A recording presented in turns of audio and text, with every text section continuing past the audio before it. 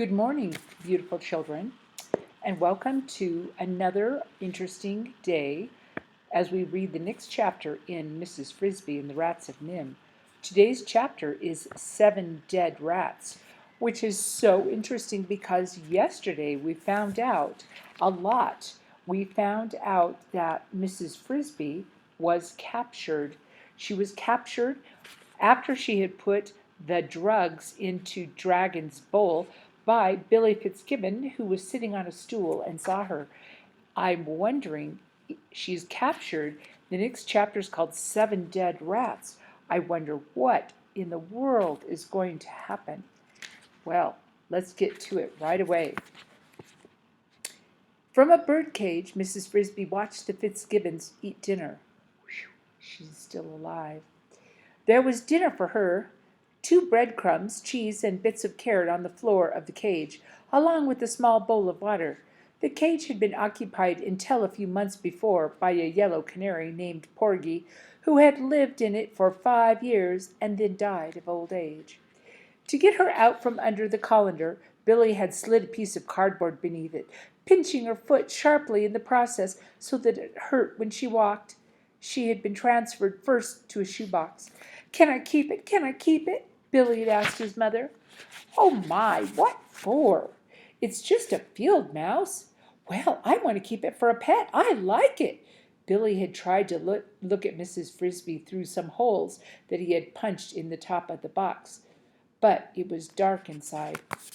"I suppose so, for a few days, but now you're going to have to feed it." "Well, I think I'll put it in Porgy's cage. I can't see it in the box. You know, it must be hungry. It was trying to eat Dragon's food. Dumb mouse. It might have been killed." No one had noticed the small torn piece of paper at first. Then Mrs. Fitzgibbon had absently picked it up and tossed it into the wastebasket. A few days, Mrs. Frisby felt sick, and after a few days, then what? Would they let her go? Or would Billy plead for a few more? But even if they did set her free, her children, why, they're all alone. But even if they did set her free, and her children were all alone, why, the rats were coming tonight to move her house. Why had Billy picked today of all the days to sit on that stool? She had not the heart to eat her food. That lay on the cage floor. She felt like crying. Paul came in for dinner, followed by his father. He looked at her in the cage. "Why don't you just let it go?" he said to Billy. "Poor little thing, you know it's scared to death." "No, it's not. It's just not used to being in a cage." "I bet it will die." "I bet it won't. You can't just put wild animals in cages. You have to catch them when they're babies." "They do it in the zoos." "Yes, but they know more about it than you do. Anyway, a lot of those animals die too." It's strange that it was in here at all," said Mrs. Fitzgibbon. "Why, I haven't seen any sign of mice. I didn't think we had any." They sat at the table, and Mrs. Fitzgibbon served the stew. It was a long, square-cut farm table, big enough to feed, besides the family, the 4 hired hands, who would be working with Mr. Fitzgibbon during the planting and harvesting seasons. The Fitzgibbons sat together around one end of it. Mrs. Frisby's cage hung from a metal stand in the corner on the opposite side of the room, quite high up, so that the floor where she crouched was above their heads. She could watch them looking down, but if she retreated to the far side of the cage, they could not see her, nor she them. She kept hoping that Paul would resume the argument with Billy and win it, or at least convince Mr. and Mrs. Fitzgibbons that they should let her go. But Paul was now busy eating. So, moving quietly, she crept to the back of the cage. There was a sliding door halfway up the side, which Billy had lifted to put her in. Remember Nicodemus's story? She looked at it, wondering if she could climb into it. If she could get it open. If she did, she wondered. Not now, but later, when they had left the kitchen. Maybe, but it looked quite big and quite heavy. She thought about her children again. Surely when Justin had waited a little bit longer, he would realize that something had gone wrong. He would go and talk to them. But what could they do? "Children, Your mother went into the kitchen with Dragon, and she hasn't come out. No, but whatever he said, they would be dreadfully frightened, and they would really be worried. Poor Cynthia! Oh, poor Timothy! Oh, poor all of her children! She had one small distraction. Dragon. Dragon, who had been admitted after she was safely caged, had eaten his bowl of cat food greedily, sleeping powder and all, purring as he licked the last scraps from the bottom. Billy was looking at the cage. There, he cried. It walked. I saw it. I told you it was all right. He stared up from the chair. Billy, stay in your place and eat your stew, said Mrs. Fitzgibbon. The mouse can wait. Speaking of mice, said Mr. Fitzgibbon, who had driven to town that afternoon, you know there was quite a stir today at Henderson's hardware store. Oh, really, dear? About what? Well, about mice? About mice. About mice? My. No, but nearly about mice, he said. It was about rats. I went in to order the new linchpin, and there was quite a group there talking about an odd thing that had happened. It seems that 6 or 7 rats got themselves electrocuted there a few days ago. Very strange indeed.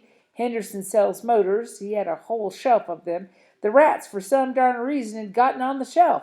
He says it looked as if they were fooling with one of those motors trying to move it. Well, that's a new one, said Paul. Rats stealing motors. They weren't really, of course. Anyway, it happened during the night, and when Henderson, came into the shop in the morning, he tried to turn on the lights, and when the fuse was blown, he found the rats all grouped around the motor. It had been left plugged in. Though it was turned off, they must have been gnawing at the insulation for some reason. At least that's what he thinks. They caused a short circuit, and they all bunched together like that, and the current went right through them. Killed a lot of them right there. Wow, that's a pretty good kind of a rat trap, I'd say, Mrs. Fitzgibbon remarked. Mrs. Frisby was now listening to the conversation very closely. Dragon had stretched out on the floor, looking very drowsy. Wait, said Mr. Fitzgibbon. That's only the beginning. It seems that the local weekly was hard up for news, and they heard about it, and they sent their reporter over. Oh, Fred Smith, said Mrs. Fitzgibbon. Yeah, Fred. Fred wrote a little article about it with the headline, Mechanical Rats Invade the Hardware Store. Something like that. Well, it attracted more attention than he expected, and the next thing he knew, well, believe it or not, why, the whole federal government seemed to come on down. They sent out a squad over there from the Public Health Service with a truckload of equipment. Just on account of 7 dead rats, said Billy. They should send the truck out over here. Well, we've got to move more than that.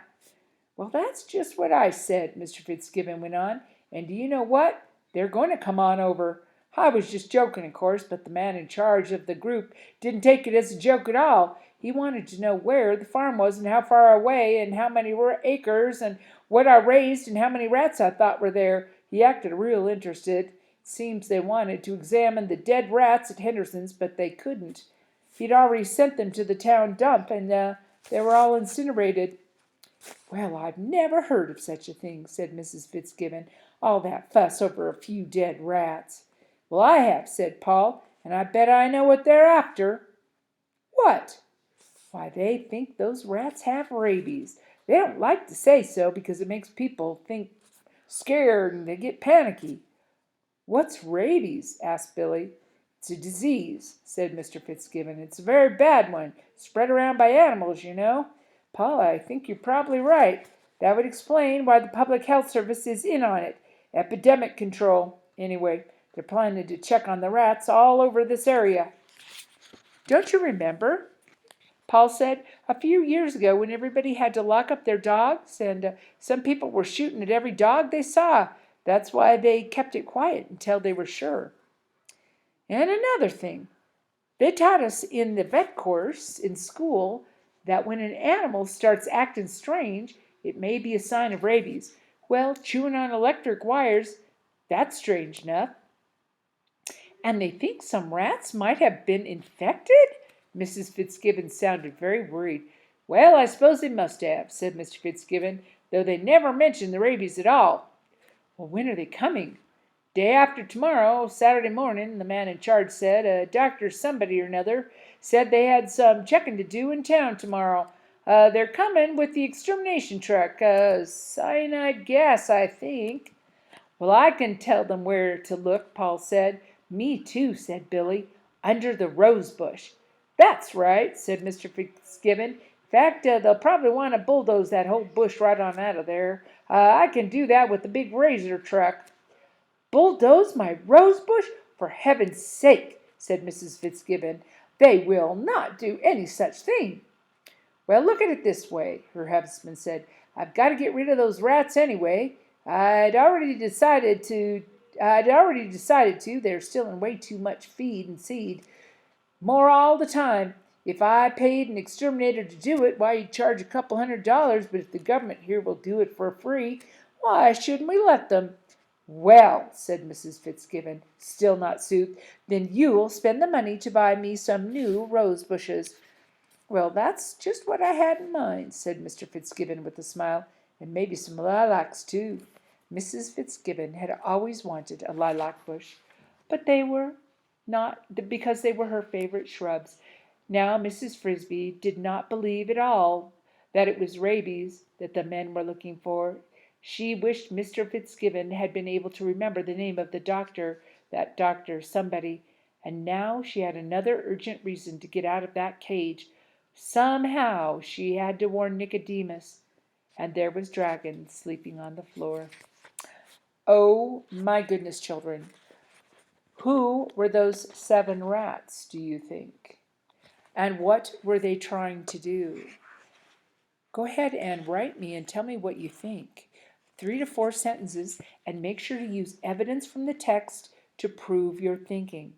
So, if you think maybe more rats from NIMH escaped or something, you would have to use information from the text to prove your thinking. So go ahead and write and tell me what you think. I cannot wait to hear. Tomorrow's chapter is Escape. All right. Have a fabulous Thursday, my sweet children, and I will see you soon.